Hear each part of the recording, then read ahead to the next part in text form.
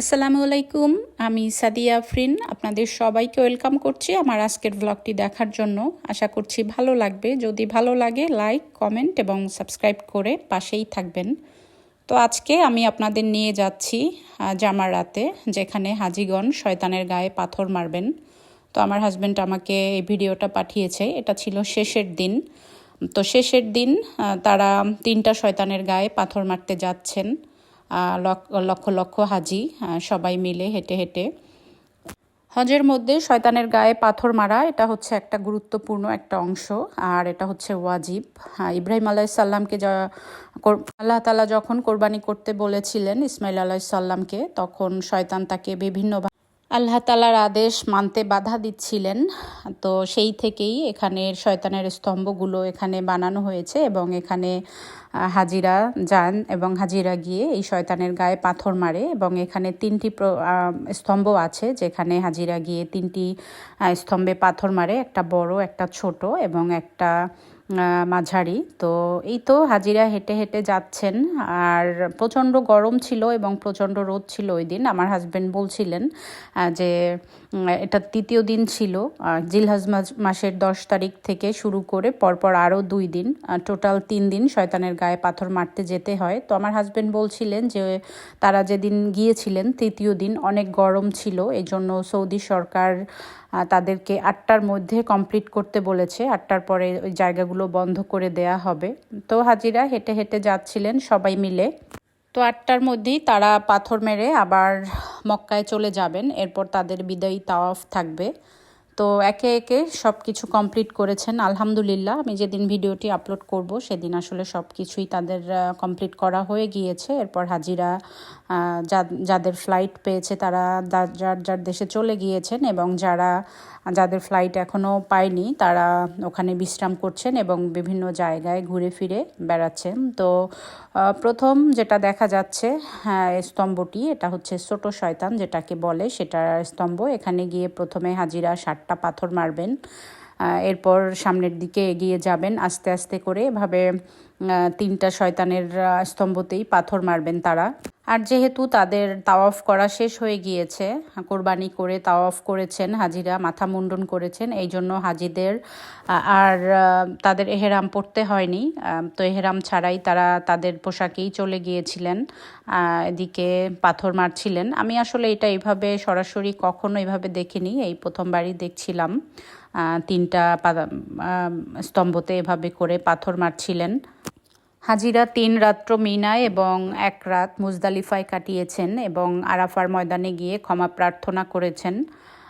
তো রাস্তা থেকে আমি যখন দেখেছিলাম, দূর থেকে দেখা যাচ্ছিল, অতটা ভালো বোঝা যাচ্ছিল না, কিন্তু ক্যামেরার মাধ্যমে ভালোই আসলে বোঝা যাচ্ছে। তো প্রথম দিনও দেখেছি, প্রথম দিন আসলে বুঝতে পারিনি ওইভাবে। তো আমার হাজব্যান্ড ওই দিনও ভিডিও পাঠিয়েছিলেন আমাকে। তো আজকে দেখতে পাচ্ছিলাম এবার আমার হাজব্যান্ড এখানে পাথর মারছেন। আর বিভিন্ন হাজিরা পাথর মেরে এখান থেকে বেরিয়ে অন্যটায় গিয়ে মারছেন। সবাই সবার মতো আসলে কাজ করছেন, ওয়াজিব কাজগুলো, ফরজ কাজগুলো সব কিছুই শেষ হয়ে গিয়েছে। আমি আসলে প্রথমত জানতাম না যে 3টা শয়তানকে এখানে পাথর মারা হয়। তো এইবারই প্রথম আমি জানলাম যে 3টা শয়তানকে পাথর মারা হয় 3 দিন। তো আমার মতো যারা প্রথম জেনেছেন বা প্রথম দেখছেন তারা কমেন্ট করে জানাতে পারেন বা আমাকে শেয়ার করতে পারেন আরেকজনের সাথে, মানুষ যেন জানতে পারে। আর যারা হজে যাবে তাদের জন্য যেন আসলে একটু উপকার হয়।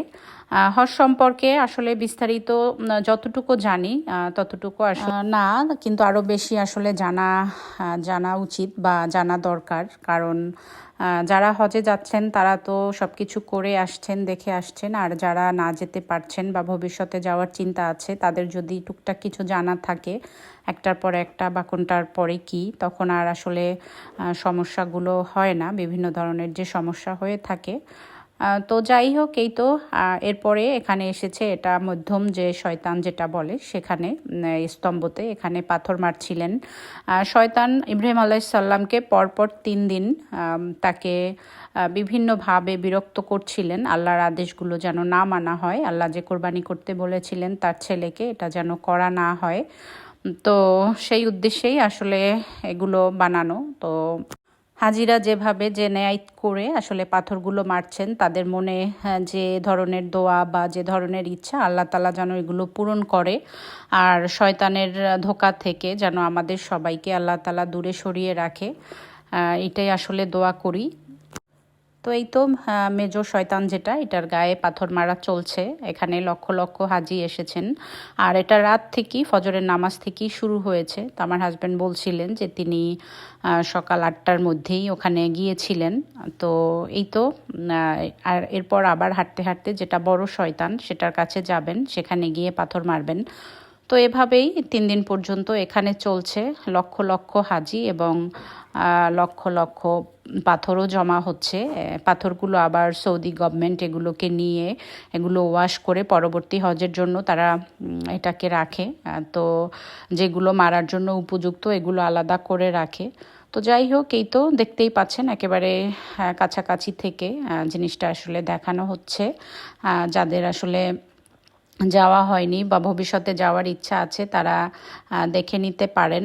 তো আর যারা যেতে পারবেন না, তারা দেখে আসলে একটু মনের শান্তি, যে না আমরাও বিভিন্ন ধরনের ভিডিওর মাধ্যমে বা বিভিন্নভাবে এগুলো আসলে দেখতে পারছি। এরপর হেঁটে হেঁটে যাচ্ছেন বড় শয়তানটাকে পাথর মারার জন্য। এই পাথর মেরেই এরপর হাজিগণ মক্কায় ফিরে যাবেন।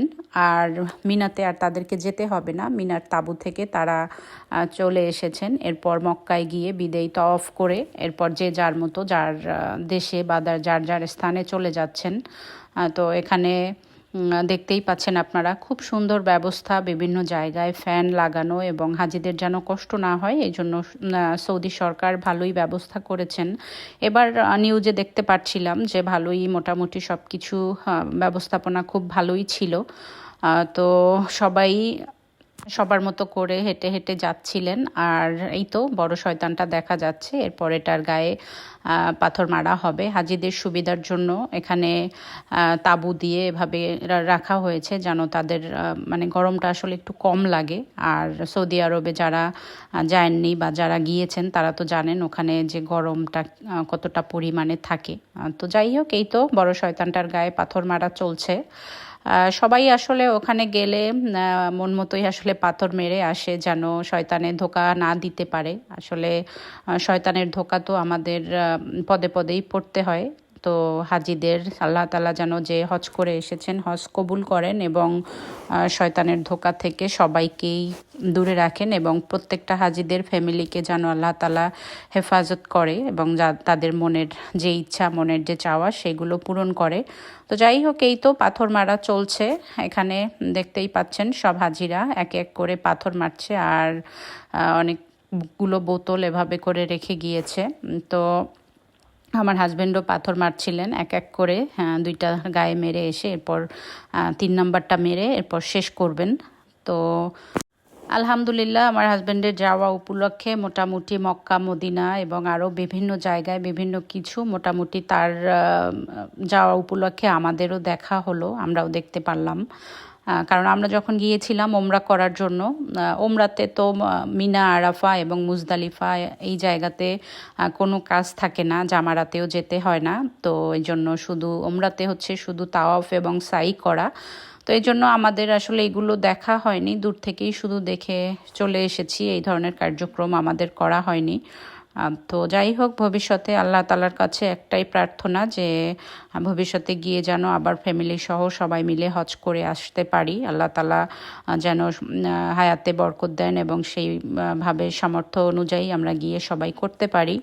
তো এই তো আমি দেখছিলাম তাদের পাথর মারা মোটামুটি শেষ হয়ে গিয়েছে। আমার হাজব্যান্ড সব কিছু এখানে ঘুরিয়ে ঘুরিয়ে দেখাচ্ছিলেন। আমি তাকে বলেছিলাম যে আমাকে যেন 3টা শয়তানেরই আলাদা আলাদা করে একটু ভিডিও দেয়া হয়, কারণ অন্য অন্য ভিডিও আসলে ওইভাবে যেটা দেখি বোঝাও যায় না। আর আমার হাজব্যান্ড বলেও দিচ্ছিলেন যে এটা বড় শয়তান, এটা ছোট শয়তান, এটা মেঝো শয়তান। তো যাই হোক, পাথর মারা শেষ করে হাজিরা এরপর বাস স্টপ আছে এখান থেকে বাস বাসে উঠে এরপর তারা মক্কার দিকে যাবেন। তো সবাই যে যার মতো আসলে হেঁটে যাচ্ছেন। প্রচণ্ড গরম দেখেই মনে হচ্ছে সবাই ছাতা নিয়ে যাচ্ছে, সবাই এক একটা ছাতা নিয়ে এরপর হাঁটছেন। এরপর তারা বাসে উঠে মক্কার দিকে যাবেন। আমরা যখন গিয়েছিলাম তখন আসলে অনেক পথ ছিল, আর যেহেতু মরুভূমি, চারদিকেই পাহাড় এবং কোনো গাছপালা নেই, আর প্রচণ্ড গরম, তো সব কিছু মিলেই আসলে খারাপ লাগছিল। মনে হচ্ছিল যে প্রচণ্ড গরম। তো তারপরেও আলহামদুলিল্লাহ সুস্থভাবে আমাদের পরিচিত যারা গিয়েছেন সুস্থভাবে সবাই তাদের হজ সম্পন্ন করতে পেরেছেন। এইটাই আসলে শুনে খুব ভালো লাগছে, আলহামদুলিল্লাহ। এরপর সবাই নিচের দিকে নেমে এসেছেন বাসে ওঠার জন্য। এখানে বিল্ডিংয়ের উপরে উঠতে হয়, উপরে উঠে পাথর মেরে এরপর নিচে নেমে বাসে উঠতে হয়। বাসের জন্য সবাই এখানে দাঁড়িয়ে আছেন। আর এখান থেকে যখন যাচ্ছিলেন মেইন ভয়েসটা যে ছিল সেখানে বারবার বলছিল ইয়া হাজ্জি, ইয়া হাজ্জি। আসলে শব্দটা শুনতেই ভালো লাগছিল। এটা আমরা যখন ওমরাতে গিয়েছিলাম এর ধরনের কাবা চত্বরে সবাই শুধু এভাবেই বলতে থাকে। তো যারা বিশেষ করে ওখানে সিকিউরিটি গার্ড থাকে, ক্লিনার থাকে, এরা সব সময়। তো যাই হোক, এখান থেকে দেখা যাচ্ছে পানি ছিটিয়ে দেয়া হচ্ছে। এখানে পানির ব্যবস্থা করা হয়েছে হাজিদের জন্য, তাদের যেন অতিরিক্ত গরম না লাগে, অতিরিক্ত গরমে যেন অসুস্থ না হয়ে যায় মানুষ। অতিরিক্ত গরমে মানুষ অসুস্থ হয়ে গেলে তো এখানে আসলে খুবই খারাপ অবস্থা। এই জন্য হাজিদের জন্য এই ব্যবস্থা।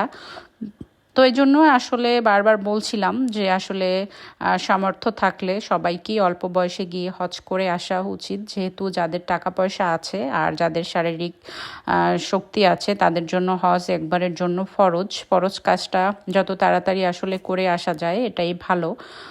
তো এই তো পানি দেখতেই পাচ্ছেন। আমি প্রথম মনে করছিলাম যে এটা হয়তো লাইট বা অন্য কিছু, তো আমার হাজব্যান্ড বলছিলেন যে এটা হাজিদের জন্য এভাবে করে পানির ব্যবস্থা করেছেন। এবং রাস্তার বিভিন্ন পাশে পুলিশ দাঁড়িয়ে থাকে, তারাও হাজিদের গায়ে বিভিন্ন দিক থেকে পানি ছিটিয়ে দেন যেন আসলে তাদের এখানের পরিবেশটা একটু ঠান্ডা থাকে বা তাদের একটু আরামদায়ক হয় সব কিছু। তো যাই হোক, এই তো তারা বাসের জন্য দাঁড়িয়েছিলেন এখানে। বাস এবং যে যার মতো করে যার যার হোটেলে চলে যাবে। তো এখানেও অনেক লোকজন দেখেই বোঝা যাচ্ছে, লক্ষ লক্ষ লোক ঠেলাঠেলি এক একজনার এতে যাচ্ছে। আর এখানেও বিভিন্ন টাইপের ফ্যানগুলো দেয়া ছিল আর পানি ছিটিয়ে দেয়া হচ্ছিল বারবার। তো সবাই মোটামুটি আলহামদুলিল্লাহ ভালো আছে, সুস্থ আছে। আমাদের যারা হজ করতে গিয়েছে পাথর মারা হয়ে গিয়েছে এবং কোরবানি করেই আসলে এই পাথরটা মারা হয়েছে। কোরবানিও করেছেন তারা, তাওয়াফ করেছেন, সাই করেছেন, এরপর আবার বিদায়ী তাওয়াফ করবেন। এর মধ্য দিয়ে শেষ হবে। আর যতদিন থাকবে, যদি তারা বিভিন্ন এরিয়াতে যায়, একটু দূরে যায়, যদি তাদের মিকাত অতিক্রম করে তখন হয়তো তাদেরকে আবার ওমরা করতে হবেন। তো আলহামদুলিল্লাহ অনেক দিন যেহেতু আমার হাজব্যান্ড এবং তার সাথে যারা গিয়েছেন কয়েকজন থাকবেন, তারা সবাই মিলে আসলে আবার ওমরা করতে পারবেন বা বিভিন্ন নামে যদি ওমরা করার ইচ্ছা থাকে হয়তো সেটাও করতে পারবে। আর মসজিদুল হারামের চত্বরে নামাজ পড়তে পারবেন। তো আসলে এটাই ভালো লাগছে। ওখানে গেলে আর কিছুই ইচ্ছে করে না, মনে হয় যে শুধু 5 ওয়াক্ত নামাজ এবং আল্লাহর ইবাদতের মধ্যেই থাকতে ইচ্ছা করে। তো পরিবেশটাই আসলে ওরকম ওখানের। দিন দুনিয়ার অন্য কোনো কাজ আর করতে ইচ্ছা করে না। প্রত্যেকবারই 5 ওয়াক্ত নামাজের জন্য মসজিদে চলে যেতে ইচ্ছা করে, আর আজান হলে তো আর কোথাও থাকতেও ইচ্ছা করে না। তো যাই হোক, এই তো আমার আজকের ভিডিও। যারা নতুন তো আমার ভিডিও দেখে যদি ভালো লাগে লাইক, কমেন্ট এবং সাবস্ক্রাইব করে পাশেই থেকে যেতে পারেন, আর আমিও আপনাদের পাশে থাকবো। তো যাই হোক, এই তো আমার আজকের ভিডিও। তো আপনাদের কাছ থেকে আজকে বিদায় নিয়ে নেই। ভালো থাকবেন সবাই, আমাদের জন্য দোয়া করবেন। চ্যানেল ভালো লাগলে লাইক, কমেন্ট এবং সাবস্ক্রাইব করে পাশেই থাকবেন এই প্রত্যাশায়। আল্লাহ হাফেজ।